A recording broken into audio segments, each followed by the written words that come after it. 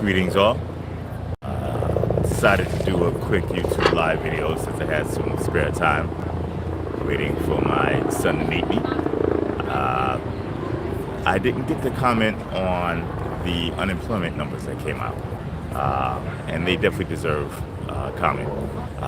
If you had the opportunity to see my video, I'm outside in Fort Greene Park in Brooklyn. If you had the opportunity to see my video, that I posted, I believe yesterday, or the day before yesterday, on my personal encounters with institutional racism in the U.S.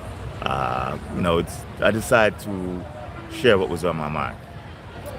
Most people don't understand how the social unrest that is unfolding due to the rebellion against police brutality, which is basically the unfolding of racism in the U.S.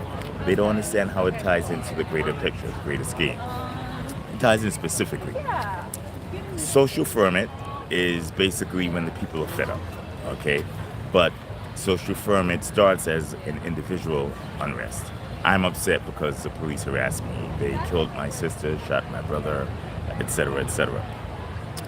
If it's significant enough, it becomes a movement, okay, where others follow and it becomes organized, which is the next step, say the third step, okay? From the third step, right, the organization, we have an actual result, okay, it becomes institutionalized.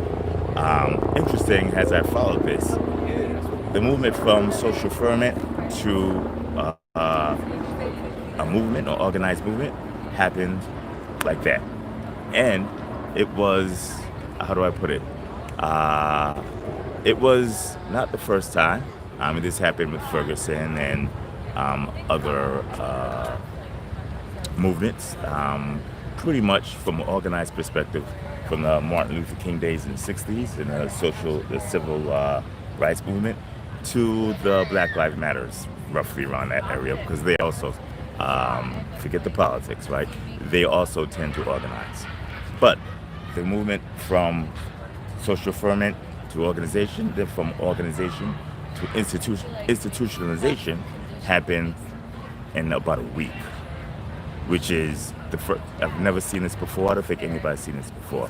It's a combination of most likely being on lockdown, access to the internet, and the ability for everybody to be their own newscaster with a camera and everything else.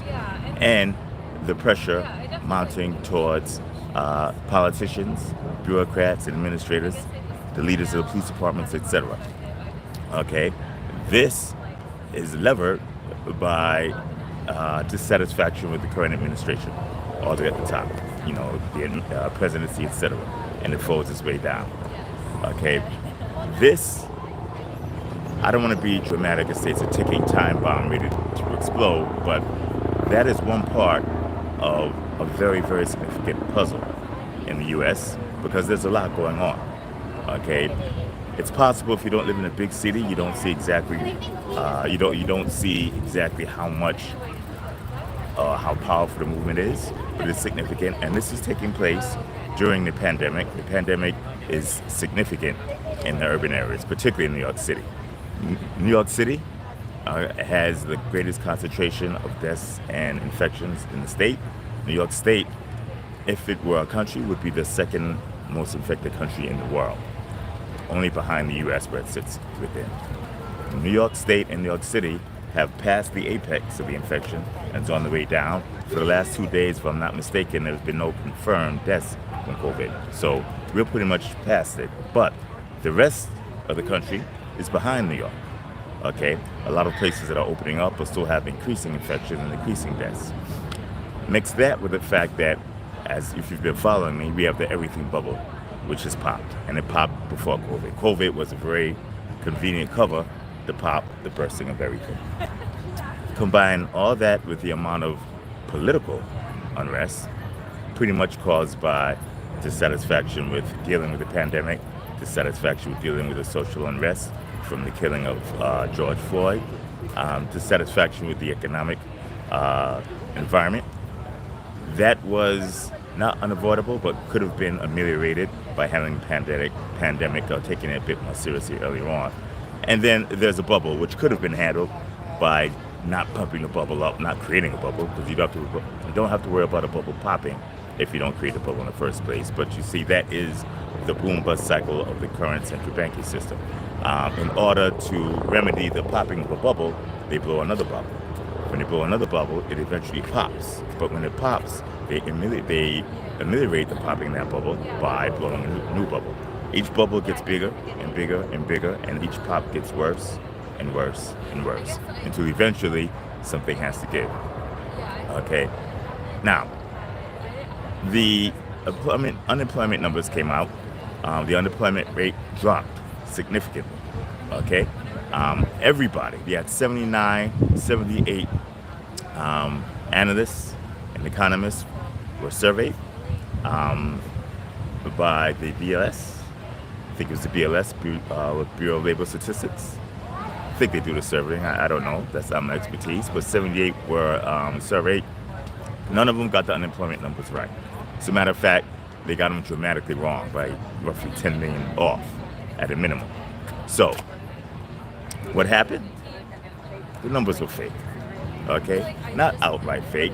The bureaucracy, I think, is relying upon the very short-term memory of a lot of the observers and pundits, and the fact that investors in the U.S. are almost all long, and their livelihood is predicated upon everything going up and up and up and up, which is why the investment banks, not the investment bank, the central banks, pump money into the system to push everything up, up, up, up. That is not a market. Okay, that's basically a Ponzi scheme. So, let's walk you through. My analyst did a report almost in real time on the numbers. By the way, I'm going to go through that. Everybody, click share right now so we get a larger audience here on this YouTube Live. And click subscribe. If you're not subscribed, pound that button and click the notification button on subscribe. I'm going to try and do this much more often because I'm a little burned out and I don't want to write the reports out. I can actually give you an interactive update every couple of days, possibly even every day. I'm not sure I can stick to it, but click share, subscribe, notify. Okay, share it to all your social media contacts. So, what happened with the unemployment numbers? They went down. The unemployment rate went down from 13 point something percent. From, if I'm not mistaken, 18 or 16%, where everybody thought it was going to go up to 20% or more, right? The most conservative was 18%. So, this is what happened. Do you remember when Congress rushed this PPE, the Payment Protection Plan or Payroll Protection Plan, through Congress, Senate, and signed by the President? That is a massive bailout to small businesses, okay, over $1 trillion, considerably over $1 trillion if you take everything in, the guarantees, etc. And it was a direct payment. It's a direct payment to small and medium businesses, allegedly, but it ended up going to larger businesses. Okay, that payment took effect in the last unemployment numbers. So what you saw, what looked like a lot of people returning to work, were people getting paychecks from the companies that took the PPE. They changed it last week, but initially it was only good for 8 weeks. So you had to spend all of your payroll money in 8 weeks in order to qualify for it to be forgiven. Otherwise, you'd have to pay it back with interest. So companies came, they hired back workers, whether they needed them or not, and they cut them checks for that week and the following week. After 2 weeks, that effect is gone. Now, it was changed very recently, I think 2 or 3 days ago, to 27 weeks. Basically, possibly the balance of the year, I didn't do math, but 27 weeks. So now you have the 27 weeks to expend it. But this is a reality on the ground. Number one, that's not organic employment, right? That's a direct payment transfer from the government, right? You, if you're American, you paid for those fake employment numbers, because the only way to fund those $1 trillion transfers is through taxation. So when your taxes go up next year, you know exactly where those employment numbers came from. And those are not true employment numbers. That's a one-time giving.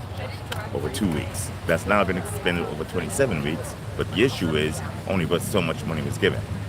I'm going to put a report out that shows the graphs, the amount of money that was loaned by the government, how much was given, and at what amount, and you can see and count exactly how much money will end up as those employment figures. Here's a hint, 2-3 weeks the most, okay? And because it wasn't organic employment, it was a payroll, it was basically a one-time payment, okay? 3 weeks from now, 4 weeks from now, 5 weeks from now, it's going to crash.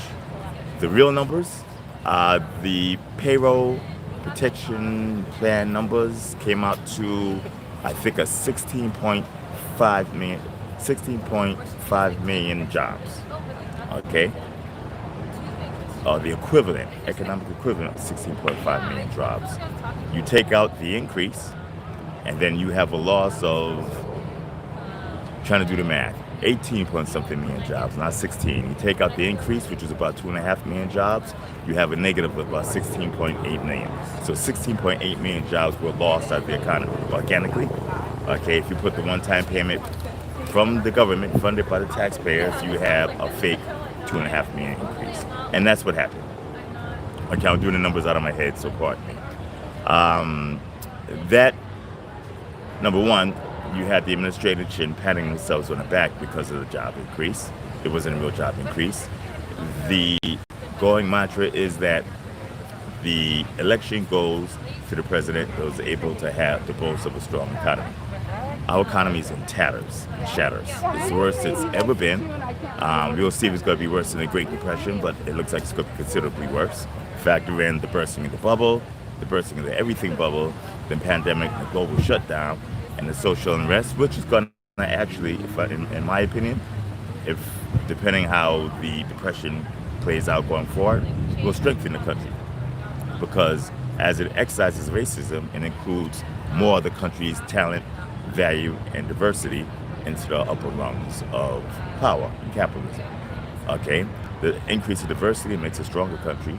The decrease of diversity makes a weaker country. You know, that's why the country is so powerful to begin with. Remember, this country was born out of protests. Right? That initial protest was called the American Revolution. Okay, so I'm going to jump off in a minute. I'll take any questions if anybody has any. That would be, and the unemployment extensions also. Someone mentioned that. Yes, ma'am. The unemployment, the excess unemployment that was approved by Congress is above the payroll of many of the recipients of the payroll protection plan. So either they're going to have to pay it back because a lot of people are going to have to go to work because they get more money on unemployment, roughly $1,100 a week in this area, or they simply don't work, or they could go back to work and have themselves fall right off the payroll plan. The payroll rolls 2, 3, 4 weeks max, most likely 2 weeks. Okay, and who pays for these excess unemployment benefits? You do, the American citizen. Taxes are going to go through the roof. Now, as a temporary stopgap to raising taxes, the government is printing through the Federal Reserve. Okay, they've already weakened the dollar by 49% since October. And I haven't counted the new numbers, but those new numbers are probably dramatically worse. So they've been printing, inkjets are exploding all over the place. Okay, 3 or 4 questions before I go. If people still having work or savings, going to save more, so that's right. The increase in savings is going to cause more deflation because people are not going to spend haphazardly. That's good, except for the fact that the U.S. is a consumer-based economy, and the U.S. is subsidized by constant spending. So we know buy new iPhones and flat screen TVs and go on 3 or 4 vacations a year and buy second and third vacation house, which is actually all not productive to begin with. The U.S. economy goes down. But possibly, maybe the economy may transform into a more productive economy where most of the economic output is not predicated upon the purchase of phones and TVs. We shall see. I'm going back to my roots. I was always in my roots, my friend. I'm answering cryptonomics. What is accepted payment for the analysis? We're still working on that. My segue into digital assets and blockchain is basically the continuing of my following the bouncing ball. Blockchain allows peer-to-peer capital markets. Peer-to-peer capital markets are dramatically more efficient and better for everybody than the centralized markets are, which is why we get so much pushback on peer-to-peer capital markets, because the establishment loses control. And I don't want to make this a war against the establishment, because that's not what I'm about, but I'm about maximum efficiency and making the best for myself and mine. Okay, the last thing I'm going to do is make this video about the ins and outs of things such as the George Floyd murder. I see somebody mentioned George Floyd's criminal record. This is an example of the racism I'm talking about. Okay, someone gets murdered on TV or live streamed by a police officer, slowly, in front of everybody, without putting up any visible resistance. And the person that was murdered, people say, "Did you see XYZ's criminal record?" What's the relevance? Comments like that are examples of the racism that we're discussing. Race itself is a social construct, okay? Cannot be scientifically proven, but racism is real, because racism is a form of classism that is used to direct against a certain group, okay? I happen to be the member of that group that has been the largest recipient of it over the last 400-something years, so I'm quite familiar with it.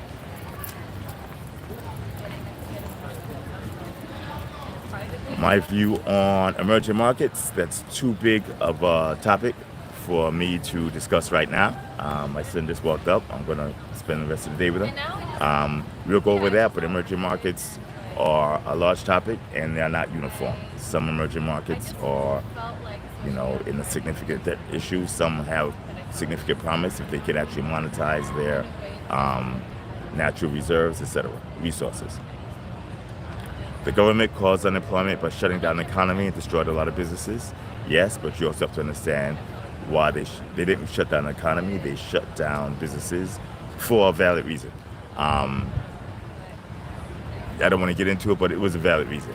How long it's to be shut down is a different story. A lot of this is unknowns and their variables. I don't know, and I studied it a lot empirically. So it's a good chance that if I don't know, a lot of the other pundits don't know as well. But the bubble was going to pop, and the bubble was significantly larger than the bubble for 2008. So let's not pretend that this wasn't going to happen anyway. It just happened with a little impetus. Are we still welcome to try and create smart contracts on the very platform? That portion was shut down by the SEC, but we're working on developing it, and as we go on to the next iteration of the platform, you will be welcome to do it, ex the U.S. Certain parts of it are just not going to be available to the U.S.